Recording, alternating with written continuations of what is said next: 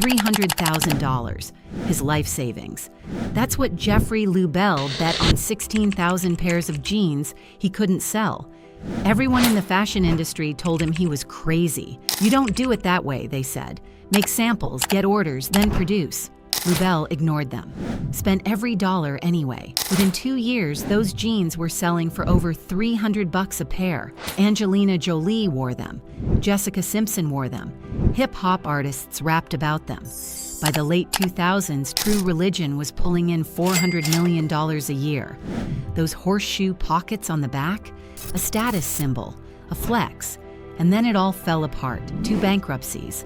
An $800 million sale that destroyed the brand, stores closing everywhere. This is the story of True Religion, how a $300,000 gamble became a $1 billion empire, and how chasing the wrong customers killed what made it special. The $300,000 gamble. Okay, so before True Religion, Jeffrey Lubell had already lost everything once. In 2001, he's running a denim company called Bella Doll with his wife, Kim Gold. They'd built 2 successful jean lines from scratch, Bella Doll and Jeffrey Jeans. Then it collapses. They fall behind on payments. The bank forecloses. And before they can even react, 2 brothers swoop in, buy the trademarks, and basically steal the brands Lubell and Gold spent years building. Lubell sues. He loses. "We got hung out to dry," he tells WWD. "We feel like 2 children were stolen from us." At 41, Lubell's starting over, from zero. But here's what the fashion industry didn't know about him. Lubell had been in textiles for over 20 years. He'd built a $100 million polar fleece business in under 4 years. The guy understood fabric, production, fit. And now, he was angry. April 2002, Lubell and Kim Gold launch True Religion brand jeans. Now, you might be wondering, why True Religion? Lubell had this philosophy. There's only one real religion, and that's people. Everyone wears jeans. The logo was this smiling Buddha. Peace, happiness, good vibes, and an acoustic guitar because Lubell was obsessed with classic rock. We're talking Jethro Tull, James Taylor, Joni Mitchell. The guy's whole aesthetic was denim meets California hippie culture. But here's where it gets wild. Most fashion brands follow a simple playbook. Make samples, show them at trade shows, get orders, then produce based on demand. Lubell does the complete opposite. He spends $300,000, his own money, to produce 14,000 pairs of jeans before selling a single unit. "If I can't sell these jeans," he says, "I shouldn't be in the jean business." Think about that for a second. It's a massive bet. He's re-engineered sewing machines to create what he calls the Super T stitch, 5 needles threading at 2 stitches per inch, thicker, colorful threads, oversized hardware. These twisted asymmetrical seams on the Joey jean that would become iconic. He loads up a van with jeans and drives to a Los Angeles boutique. The buyer agrees to take 24 pairs. 1 month later, only 2 have sold. Most people would panic. Lubell tries something different. He gives a free pair to Fred Siegel, one of the store's sales reps. 4 days later, all 24 pairs are sold out. People would come in and ask, "What are those that you're wearing? I want those." Siegel tells him, "That's the moment, the realization. True Religion jeans look better on a body than on a shelf." By 2004, they're making real money, $4 million in profit. 2005, they opened their first actual store, Manhattan Beach, California. It's tiny, like 900 square feet, barely bigger than your living room, but it doesn't matter because True Religion is about to blow up. The celebrity machine. Okay, so what happens next is kind of insane because True Religion doesn't just become successful, they become everywhere, like you couldn't turn on MTV without seeing those horseshoe pockets. They didn't advertise. Didn't need to. Why? Because in the mid-2000s, celebrity culture was everything, and celebrities were obsessed with True Religion. Angelina Jolie, True Religion. Jessica Simpson, True Religion. Megan Fox, Kate Hudson, J.Lo, Cameron Diaz. Paparazzi couldn't catch these women without those horseshoe pockets showing. But the real power? Hip-hop. Because when rappers started wearing True Religion, it became more than fashion. It became status. Jim Jones, The Game, T.I., Lil Wayne, Chief Keef, they didn't just wear True Religion, they worshipped it, rapped about it, made it part of their image. Those jeans became a visual language. You could spot True Religion from across the street, the horseshoe, the thick stitching, and it meant something. You'd made it. You'd spent a little more than the next person. Rapper Quavo was 15 when he first saw True Religion, couldn't afford them. Years later, after he blew up, he got a True Religion tattoo on his arm. It's something about those horseshoes on the back, he tells Hypebeast. That symbol makes you feel like you spent more money than the next person. By 2009, you could find True Religion in 900 boutiques worldwide, 50 countries, 6 continents. Not their own stores. They were selling to other stores. Revenue explodes. 2009, 200 million. 2011, 350 million. 2012, 467 million. Net profit, 46 million. And if you were in high school during this era, you know what I'm talking about. The girl who showed up wearing True Religion, she was that girl. But here's where things start going wrong. As True Religion grows, Jeffrey Lubell becomes difficult. He's a self-described manufacturing rock star, but also the head pain in the ass, as he calls himself in one interview. He micromanages everything, adjusts sewing machines personally, obsesses over every stitch. February 2007, Lubell files for divorce from Kim Gold, his co-founder. True Religion tells her she's no longer an employee, just a board member. Kim later blames a toxic, masculine corporate culture led by Lubell. She says her role was constantly minimized. Lubell controlled the board of directors. The couple who built this thing together, over, finished, done. But here's what's wild. The brand doesn't care. It just keeps growing. Until December 2011, pre-Christmas sales tank, the stock falls 40%. Forbes warns, True Religion's customer base is shrinking. Their shares are underperforming. The problem? Athleisure is taking over. Yoga pants, leggings. People want comfort, not $300 jeans with thick stitching. And True Religion makes their biggest mistake.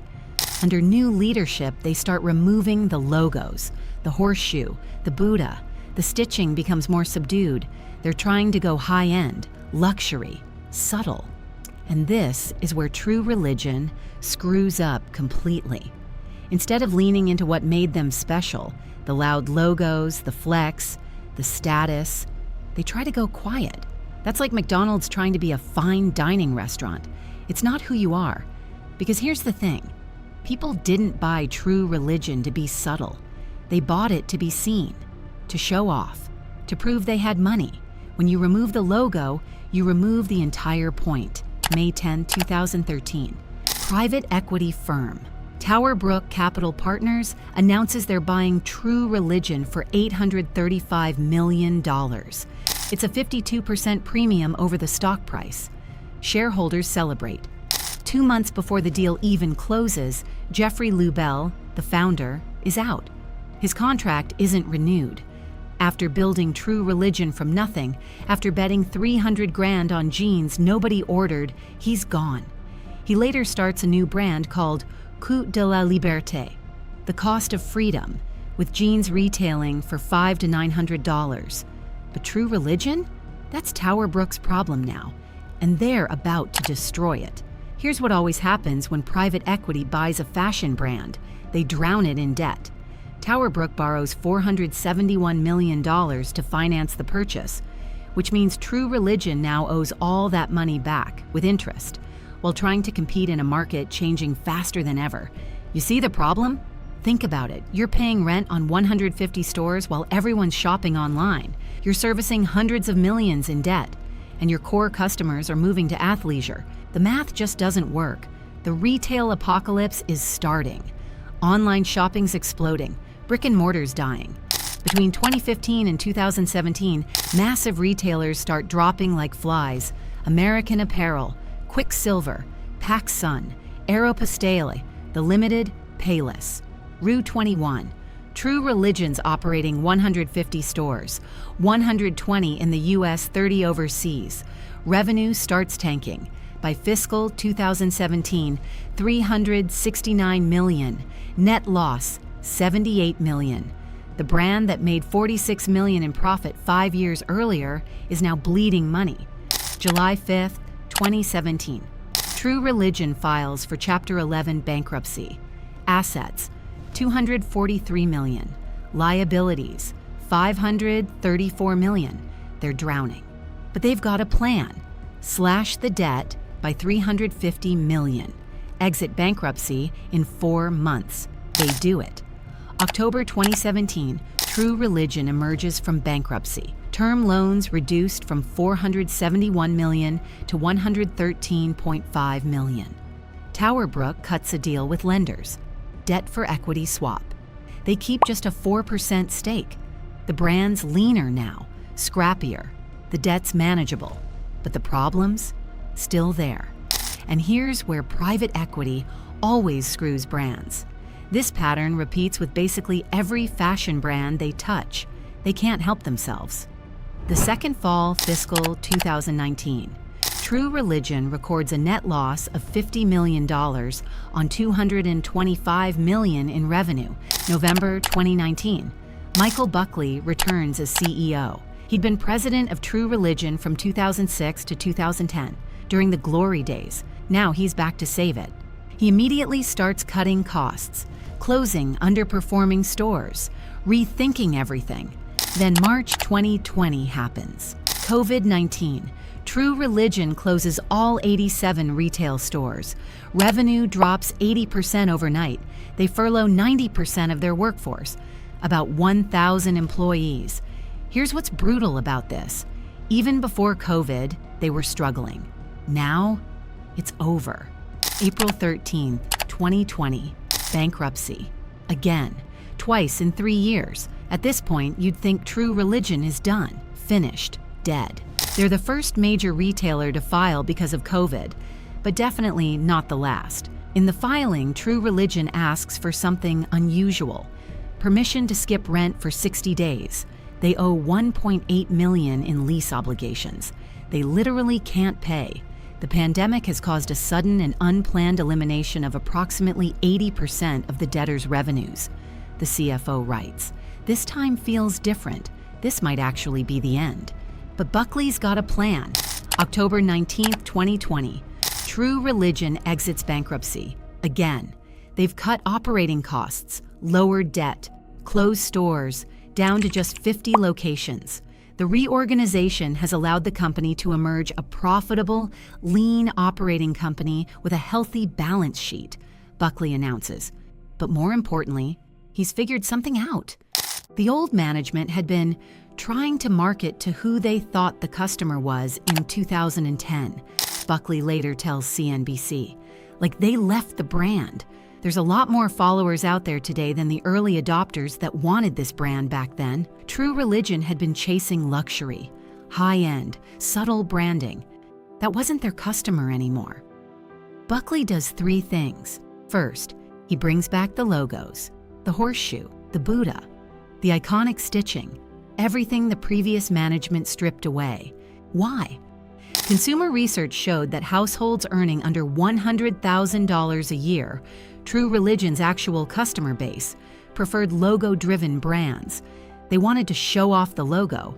That was the whole point. Second, he drops prices. Jeans that once cost $300 now retail for under $100. Accessible.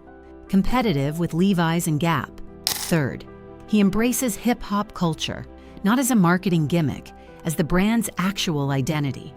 True Religion partners with Quavo for their first ever holiday campaign. They collaborate with Megan Thee Stallion. They work with influencers like Jada Cheeves, who has 9 million Instagram followers. And then something totally unexpected happens. Gen Z discovers True Religion. The Y2K resurrection TikTok brings back the early 2000s. Suddenly, Y2K fashion is cool again. Low-rise jeans, bold logos, the maximalist style everyone thought was dead? Gen Z thinks it's fire. Juicy couture comes back, Ed Hardy comes back, Von Dutch comes back, and true religion comes back.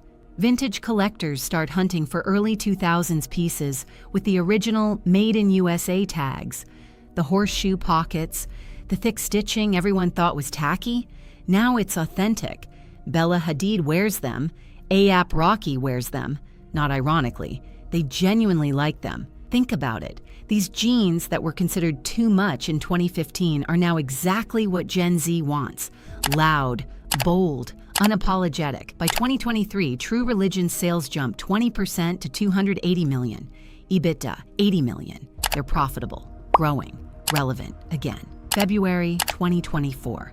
The hedge fund that owns them explores a sale. January 7, 2025, literally last month, private equity firm Acon Investments and SB360 Capital Partners acquired True Religion. The brand that went bankrupt twice has new owners, a new strategy, a new generation of customers who weren't even born when True Religion first blew up.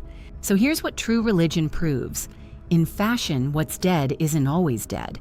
Jeffrey Lubell bet $300,000 on jeans nobody ordered. It was reckless. It was brilliant.